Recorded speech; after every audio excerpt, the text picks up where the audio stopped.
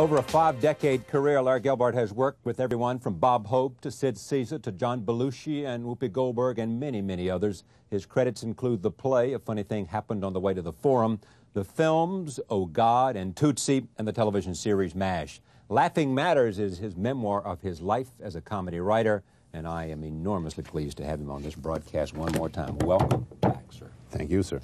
What will we learn about comedy writing here? What will we learn? It's hard as hell. Well, I don't know. Comedy writing, of course, is a craft, and how well you can apply that craft or how comic you are depends on your own comic skills.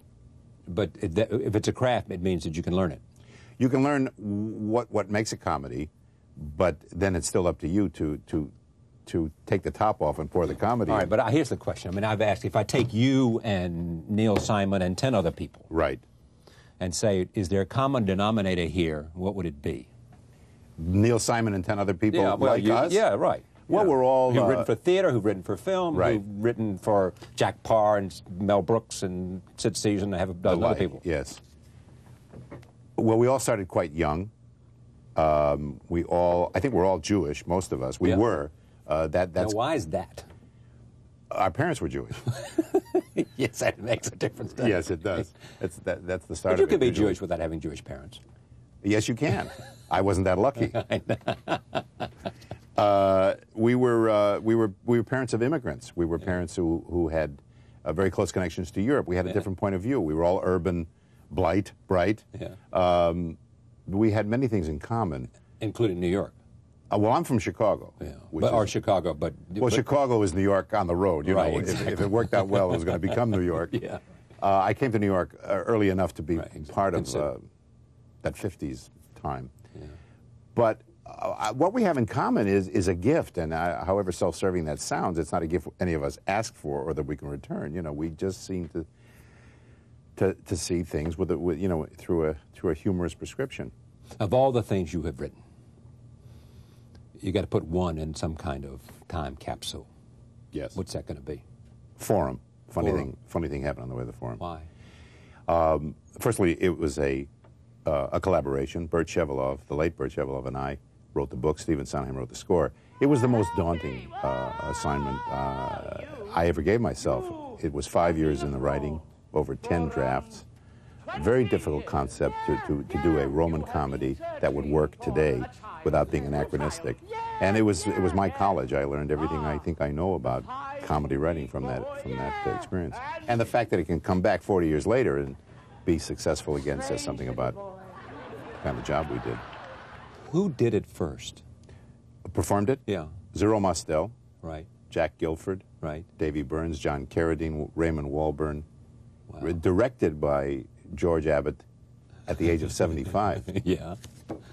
And then on second time around? Second time around, Phil Silvers and the late Larry Blyden, who produced it. Third time around, Nathan. Nathan. Followed by Whoopi. First time a woman played the role. And was that your idea? That was her idea. Her agent, knowing that Nathan was leaving, said, why not me? Why not me? And you thought it was a good idea on its face or not? And I said, why not her indeed? It's about a comedian. And did it work well while she was doing it?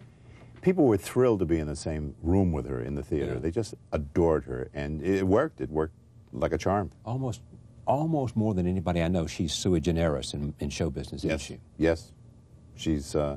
She's remarkable.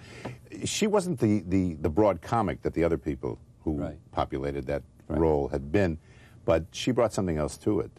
And curiously, the story worked better with Whoopi because she didn't step out of the role as many times as other people did. The most gifted natural comic of that group? Of those four? The people that play the lead in Forum. I think it's all of them. Comic... Well, Phil worked the longest as a comic. Yeah, but he was a stand-up comic. He was a stand-up comic, but I'm taking you at your word. Right. Zero was an actor, a comic who became an actor who could work as a comic. Phil was a comic from beginning to end. Nathan, of course, has done many kinds of roles. And can do anything. And can and does, and so does Whoopi. But for a pure comic, it was Phil. Phil, yeah. Today, I know you get asked this all the time, and I only ask it once and then move right on. Right. How is it different today than it was then?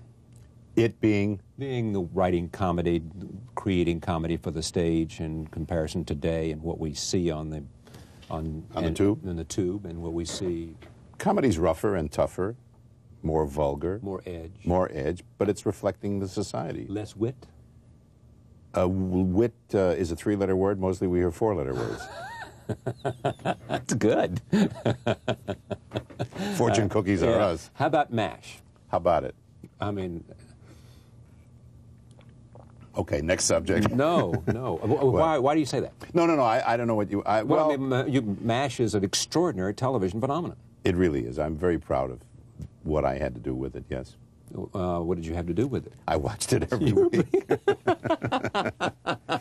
I wrote the pilot episode. It was, of course, based on a film, which was, of course, based on a book. So my credit, most properly, is developed by. I can't take credit for creating MASH. The greatest pleasure now comes when someone comes up and says, a young person says, I wasn't born when the show was on, or I watched it every week with my parents. Oh, God, that's painful. I wasn't born when the show was on. I usually say neither was I. It was just, but it will never cease to be, a classic, a source of pride, and it is a classic. Yeah, I'm not being modest about it. I know it also is part of the culture. There's a PBS program about all you and all this other stuff. Here it is, a clip showing you and MASH and some other things. Take a look. I said, what are you doing with the wall? What is that? And he said, there's this little old man who writes all my stuff, and this is how I communicate. Well, after Larry left, we missed him, especially those of us who were writing the show, because we found out that no matter how long you stand there at the wall, the little old man really prefers to talk to Larry. Here now are a few clips of the comic poetry that Larry wrote for MASH. Here are a few bites of the Gelbart sandwich. I will not carry a gun, Frank. When I got into this war, I had a very clear understanding with the Pentagon. No guns. Alan Alda. Yes. A complete professional. You said to me during the break, you put it on the page. You don't have to underline. You don't have to have stage direction. You don't have to do anything. He takes it as it's written and brings it right on. He just, by osmosis of some kind. I mean, it was just a brilliant, for me, collaboration. There was nothing I wrote for him that he could. That's why I wrote those sort of aria-like speeches for him, because I loved him going on and on and on, because it let me go on and on and on. It's great to find an actor or an actress that can just deliver your stuff, knowing that you, however far I want to take it, I'm not limited by the inexperience or the inability of the performer. Exactly. Sid Caesar was like that. Whatever we wrote for Sid, he could just do it. And make it better. And make it better. Oh, yes, sure. Bring it to life. Otherwise, it's literature, but he made it drama. Now, there's this story about you and your father. Yes. And I guess it was Danny Thomas. Your dad cut Danny Thomas's hair? My dad was Danny Thomas's barber in California, yes. And he got you the job writing? Yes, but he used to shave Danny before he went on the radio. And so with a razor right here, he said, that's right. My son will be working for you tomorrow, Mr. Thomas, right? Exactly. As I said, he was kind of a combination of Sweeney Todd and Mama Rose. And he just kept talking about his brilliant son without checking with me first, and said he could write comedy. So Danny said, well, let him do something and show it to me. And I did. I was 16 in high school at the time. And I wrote it, and here I am on the Charlie Rose Show. Better here than cutting hair. Any place, yes, indeed. Who was the first big star you worked for after that? Ed Gardner, who was the proprietor and star of a radio show called Duffy's Tavern. Yeah, I remember it. I don't remember it, but I mean, I remember about it. You wouldn't. No, it was a wonderful, wonderful show to be, because language was a great part of that show. It's a great part of any radio show, but the enjoyment of twisting it and turning it was very evident on that show. And radio today. I just went over the other day to do an interview with Arthur Miller at a theater, Signature Theater. And he did a radio play that he'd written in 1941, I think. And it was fascinating to me to watch and see what radio was about. It was our life. That and the movies on Saturday. Yeah. And all the greats did it. Oh, absolutely. Jack Benny. And all the movie stars. There was a wonderful show called Lux Radio Theater in which you heard the biggest stars, Clark Gable, that kind of magnitude. They were on every Monday night. When did you work with Hope? I worked with Hope from 1948 to 1952. I'm still in the reserves if there's a war somewhere, and Bob can call me up. What was his genius? I don't know. It always his gift. His gift was he's smart. I remember once his manager. And rich. Oh, well, that's how he got rich, being smart. His manager, Jimmy Sapphire, once said to me that Hope could have been the president of General Motors. He's that savvy. But that's the business side. He just knows how to please an audience. He can dance, he can sing, he can tell jokes. He's just got it, or had it. I mean, he's 94, you can't have it forever. And his audience, the audiences just loved him. That was a thing. Ate him up. Ate him up. I mean, you can't imagine what it's like to watch Hope performing in an empty swimming pool and the surrounding hillside, entertaining 50 to 60 to 100,000 troops, all sitting there with loaded rifles and knapsacks on their back. I mean, it's extraordinary. Jack Parr. I worked with Jack on his first radio show when he replaced Jack Benny back in 1946 or 7. He was a wonder. He still is. Very unusual guy. Bright, writes his own stuff, terrific. Yeah. How do you measure this career? I mean, when you look at it, laughing matters.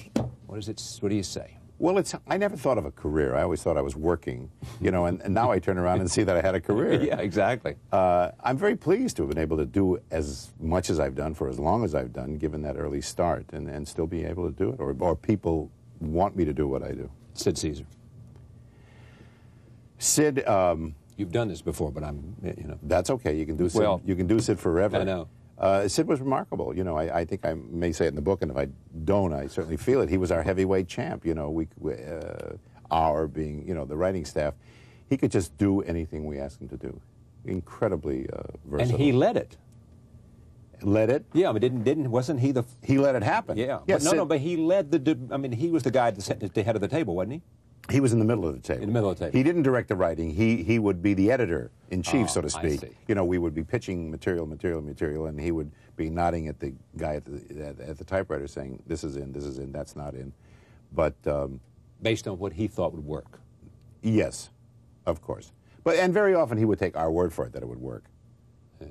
If we were too far out on something, he went with our instincts as well.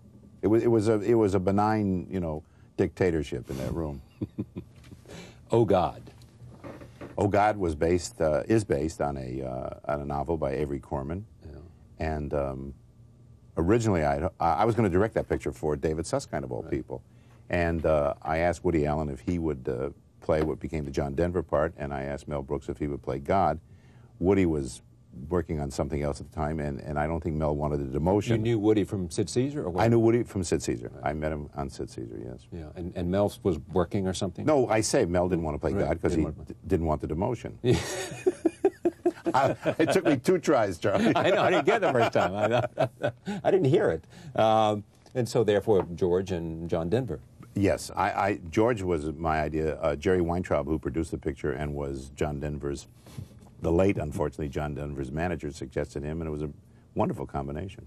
George Burns was amazing, huh? Beyond amazing. I mean, I would see him quite often, right up until his 99th year. Funny. It was George Burns to the end. Unfortunately, the end finally did come. Was he the business side of George and Gracie? Yes, he was very good. He was extremely smart businessman. Many and comics he figured it out. He figured it out that if he played the role that he did and she played the role she played, that making her the smart one would... Right off the bat, he knew that Gracie was the money. That's it. Well said. Yes. Here's Oh God. Take a look. Let's move on to movies. This is something I've been looking forward to all night. This is a long montage we have of Larry's work in the movie, so let's roll it and enjoy. Young people can't fall from my grace. They're my best things. Put that down. What did you say? What do you mean what I said? I said I gotta think it over. I went in the ladies' room. I almost pissed in the sink. I'm in trouble, man. You and Dustin don't speak. We speak, but not to each other. Better said. You and Sidney? We speak. I got a lovely note from him the other day. We didn't speak, but I got a lovely note. Now, what happened? Well, it was just that the thing that happens on movies. You know, you're writing it, and the next thing you know, somebody else is writing it and writing it. I spent a year on that movie. And boy, when somebody screws around with your words, it does not make Mr. Larry happy. So watch it, Charlie. No, I mean, is that true? You don't think that an actor could come up with a better idea than you have? What's on the page? If an actor comes up with a better idea, I will acknowledge that. I can't resist intelligence or logic, even from an actor. You're going to get it. So what? So Dustin kept improvising and changing and insisting on changes, and you finally said... There were some things they wanted to do that I didn't agree with, and it also would have meant coming to New York for another 6 or 7 months to work on the picture. Yeah, but I mean, come on, it's for the craft, it's for the art. I have something, I have a little unit in my life called my family. Do you like movies best, write theater best? Do you like television best? Do you like what best? I like writing best. And then if it has to go somewhere, I like it being in the theater. Right, because? Because the writer is king or queen, and it's very contained. You're working with fewer people. You're not getting notes, you know, from executives who weren't born when you started that piece. And you get to work more directly with the audience. Yeah. You know, you just don't respect executive enough. These people really know what they're doing. They've been around, and they know what they're doing. For days. Some of them for days. I say in there that I once had a meeting with a fetus in a 3-piece suit. Fetus. Yes. Hadn't even come out. That's right. And unfortunately, he did. But had so yes. Yes. That was a problem.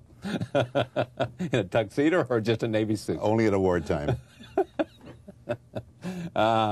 Writing, you want to write for the theater. Is that the easiest to write for?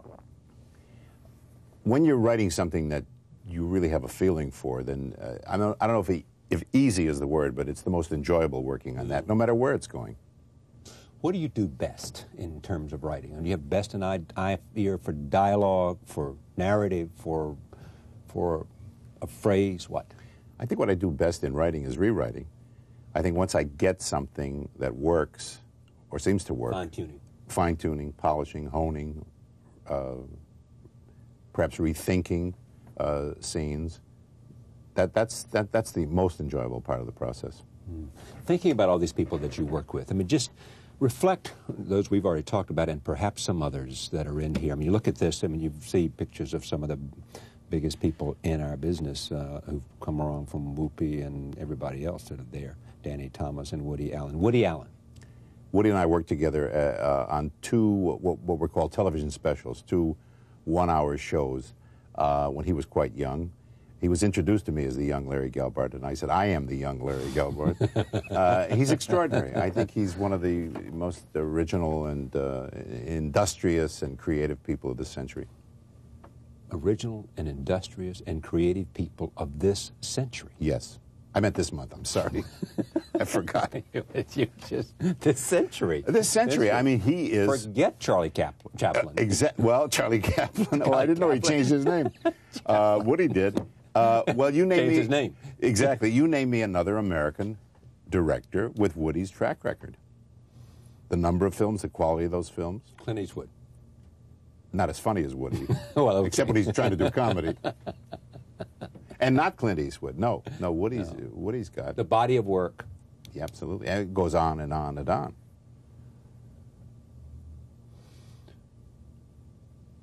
When you look at... if you were going to have a dinner... Right. And God had I would said... not invite Red Buttons. Why? Because nobody ever gives a dinner for Red Buttons.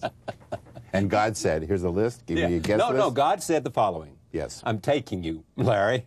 I'm taking you. He's taking me to dinner? Yeah, no, he's taking you away from this earth. Oh. God's going to take Larry to his reward. This is projecting 30 years into the future. Or tomorrow. Yes. And I've got it on tape if it happens tomorrow. Yes. God, only last night he was on. Only last night he said. And God said, have one great dinner and laugh your head off, because I'm taking you tomorrow to your just rewards. Tomorrow? Yeah, tomorrow. But tonight you party. I would have a 75-course meal, which would go on for a long time. We would eat, would we? And who would I have to the party? Yes, sir. Who wants to make Larry laugh, and who would Larry be comfortable with, and who would be happy with? Exclude family. That's later. Exclude family. Okay. Who would I laugh at? Oh God, how many places at this table? 12. Give me 4. Mel Brooks. Mel Brooks. Mel would for say- sure. For sure. Yeah. For sure. I might not have him stay the whole evening. No, Mel never fails. Would you have him without Carl Reiner? Carl would be there. Yeah, Carl to would be help. there. To help with Mel. Exactly. But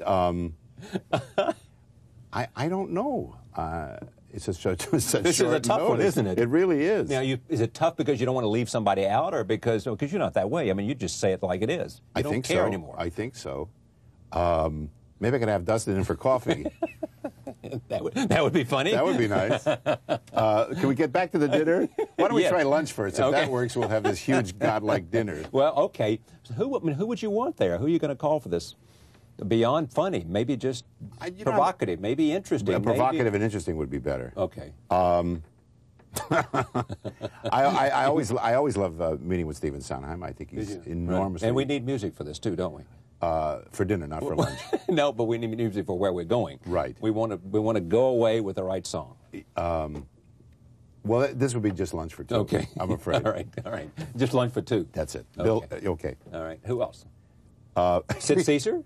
No, Sid is not Mr. Articulation. Really? I love Sid, and he knows I love him, but Sid has the most trouble being Sid. If I send an invitation to Sid's house and say, I would like you to come as John the janitor, then he'll show up and be the janitor all through lunch, and it would be very funny. But if I say, Sid, you come. No, I said Caesar. He has no way of knowing who that is. Yes, that's great. So, geez. How about Robin Williams?